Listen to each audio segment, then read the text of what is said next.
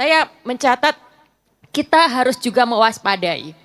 Kekuasaan sekarang pun memainkan strategi yang sangat cantik dalam upaya menjinakkan gerakan masyarakat sipil.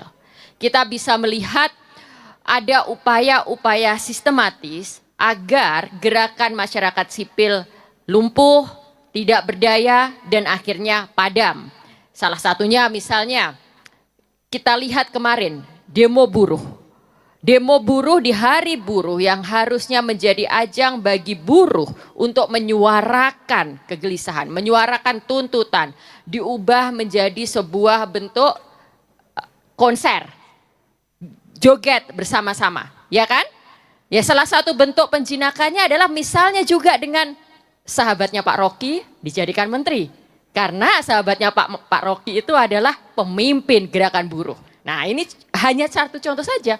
Sementara contoh yang lain, ketika kita bicara tentang pelanggaran HAM tahun 98, banyak kawan-kawan aktivis 98 yang ketika kemudian sekarang dirangkul masuk dalam pemerintahan, mereka tidak lagi bersuara tentang itu. Lalu kita juga bisa melihat ketika tadi disebut tentang Kementerian HAM dan Wakil HAM, adanya institusi itu alih-alih untuk menegakkan HAM justru adalah upaya untuk menjinakkan dan memadamkan upaya pengusutan pada kasus-kasus HAM. Dan fakta bahwa menteri dan wakil menterinya adalah mantan aktivis. Nah, itu juga cara kekuasaan untuk meredam upaya-upaya menuntut itu. Ketika Marsinah diangkat menjadi pahlawan nasional, saya orang yang menentang itu. Banyak di antara kita yang merasa bersyukur, merasa bangga akhirnya Marsinah diangkat jadi pahlawan nasional.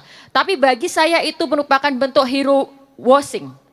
Jadi dengan memberi label pahlawan, maka kasus Marsinah dianggap selesai. Maka pemerintah dianggap pro pada korban. Dan lebih dari itu, Marsinah yang selama ini sudah hidup di hati rakyat, sudah menjadi pahlawan bagi rakyat, menjadi pahlawan dari kekuasaan. Dan kita bisa lihat kemarin ketika Pak Prabowo datang meresmikan koperasi desa di Nganjuk, dia pun mampir untuk ziarah kan ke makam Marsinah. Jadi simbol-simbol pergerakan rakyat pun dikooptasi, diambil. Di titik ini